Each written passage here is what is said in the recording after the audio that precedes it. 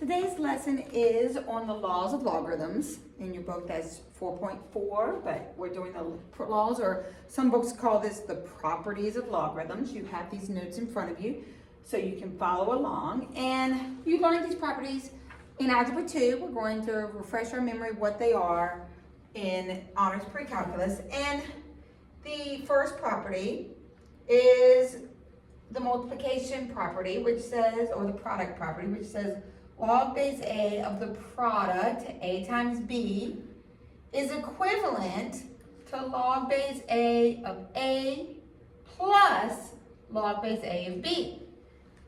So multiplication separates into two individual logarithms using addition. Now you may say, where does that come from? Remember, the purpose of a logarithm is to find an exponent.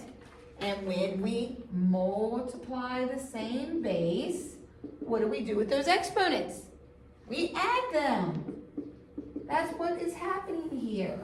So when we add this exponent plus this exponent, it's the same as when we multiply the same base, sort of. Okay, so log base A of the product is equal to log base A of A plus log base A of B. Division, log base A of a quotient, A divided by B is the log base A of the numerator minus log base A of the denominator. Again, when you divide, what do you do with your exponents? That's right, you subtract them. So division goes with subtraction. And the last property or law of logarithm, log base A of A to the C, this exponent can be moved to the front of the logarithm as a coefficient. So you can move that right to the front. So log base 2 of 2 to the 4th is equal to 4 times log base 2 of 2. And we know that that's 1. So 4 times 1 is 4. Of course, you may say, well, I already know that's 4. And we do, but I just was doing a quick example. So we're going to evaluate using our properties. Now, sometimes we start in what we call expanded form. This is expanded, and our goal is to consolidate those multiple logarithms into a single logarithm. So we have log base 4 of 2 plus log base 4 of 32. This is addition. How can we consolidate two logarithms with the same base? When they're being added, we multiply. So log base 4, 2 times 32 is 64. And then, if this is a logarithm that you can simplify without a calculator, you by all means should. What's the goal of a logarithm? To find an exponent. 4 to what power equals 64? 4 cubed equals 64. So the outcome, the answer is 3. We have log base 2 of 80 minus log base 2 of 5. We have subtraction. Subtraction consolidates down to one logarithm using division. So it becomes log base 2 of 80 divided by 5. What is 80 divided by 5?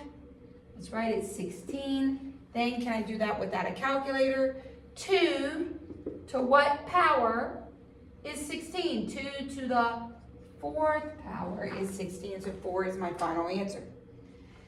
And this last one, where did this coefficient come from? According to the third property, the third law, this coefficient came from the exponent. So log of 8 to the negative 1/3 power. What do we know about this negative exponent? It's going to put it on the bottom, 1 over 8 to the 1/3. And then what do we know about the 1/3 exponent? It means the cube root, so 1 over the cube root of 8. And then what's the cube root of 8? It is 2, so log of 1/2. That is not one that we could do without a calculator. What base is this logarithm? 10. 10 to what power gives me 1/2? Can't really figure that out exactly, but we could at this point put it on our calculator because we do have the common logarithm button, or we could stop right there, depending on the situation, if we want a decimal answer or not. So let's move on to example 2. Example 2 wants us to expand each of these. So we're going to go in the opposite direction. We're going to start with a single logarithm, and we're going to expand it into multiple logarithms using addition, subtraction, and any exponents get moved to the coefficient. So we begin, and we see log base 2 of 6 times x. It is a product. How do you separate a product? You separate a product using addition. Log base 2 of 6 plus log base 2 of x. Now, if this is something you can simplify without a calculator, you should. 2 to what power gives me 6? It's not 1, so we're going to leave it just like that. Example B, log base 5 of x cubed times y to the 6. What's the first thing we see we can separate? We see a product. So we're going to separate the product using addition. So log base 5 of x cubed plus log base 5 of y to the 6. But we don't leave any exponents. So where do the exponents move? The exponents move to the front of each logarithm, and we have our final answer. Last one, we have a natural logarithm. All the properties apply to all logarithms. It doesn't matter if it's base 10, base 2, or in this case, base e. So what's the first thing we see here? We see the logarithm of a quotient. How do we separate a quotient? Quotient, division, we use subtraction. So natural log of AB minus natural log cube root of C.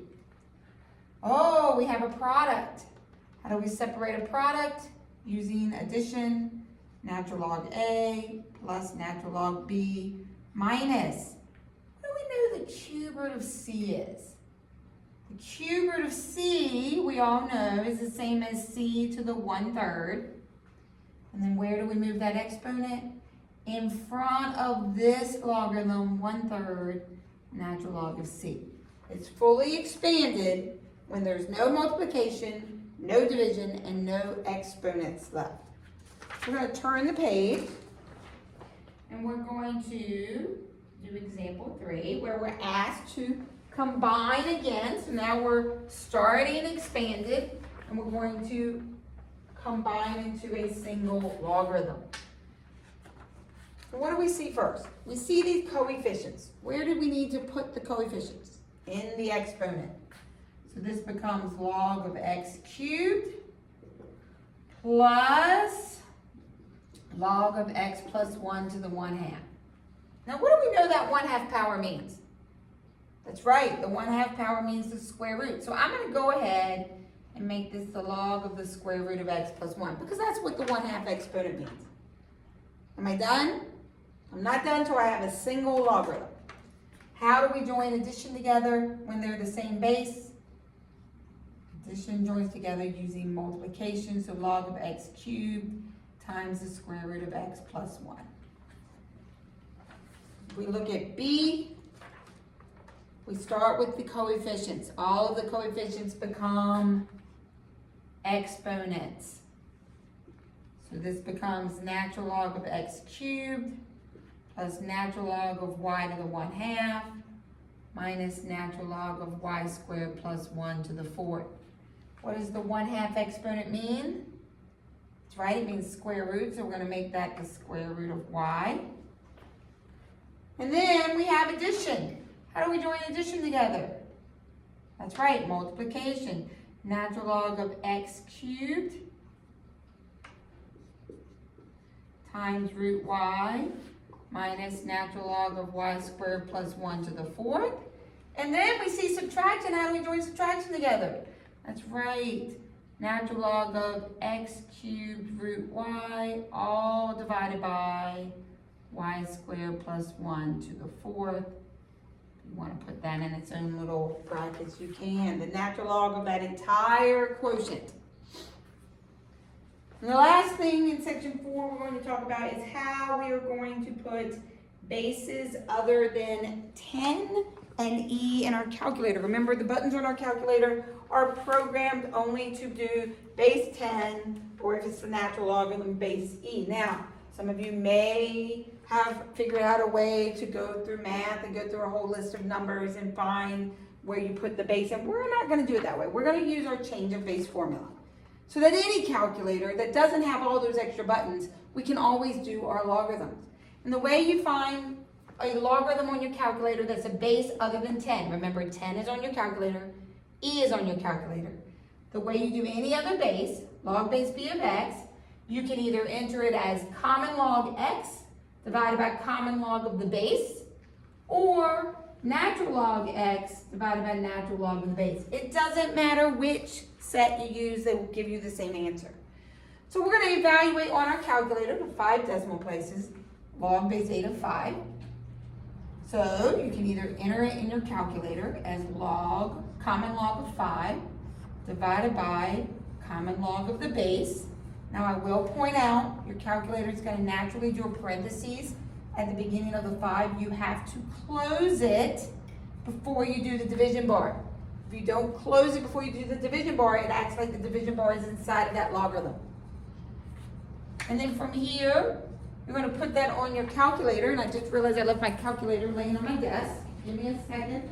I don't want to stop the recording. Just keep it going. So we're going to do log of 5. Log 5 divided by log 8. And we get 0.77397. So it's going to be 40. If you prefer the natural log of 5, same thing, close your parentheses, divided by natural log of 8, you will get 0.7740. I can do it right now. ln 5, close your parentheses, divided by natural log 8. And see, the answers are the same. So, how do we put this one in our calculator? We can do common log of 20 divided by common log of 9. And then from there, we'll put that in our calculator, log 20, close the parentheses, divided by log 9. And we do get 1.3634. And yes, if you do natural log, same answer. So our last question is to graph this base 6, on our calculator. Up to this point, we've only graphed base 10 or base E. So where do we go to graph things? We go to y equals, so you go to your y equals button, and have y1 equals. We're going to put this base in our calculator. Well, you put it in your calculator the same way you did log base 8 of 5. You're going to do common log of x, close the parentheses, divided by common log of 6. And then when you graph that, go ahead and graph it. I'm going to put it on my calculator too, so that we can match each other. Common log x, don't forget to close the parentheses, divided by common log 6. Hit graph. And you should end up with a graph that looks like Mrs. Conrad's going through 1, 0. And if you prefer, you can do natural log x divided by natural log 6. And yes, you will get the same graph. So that should be it for section 4, properties or laws of logarithms.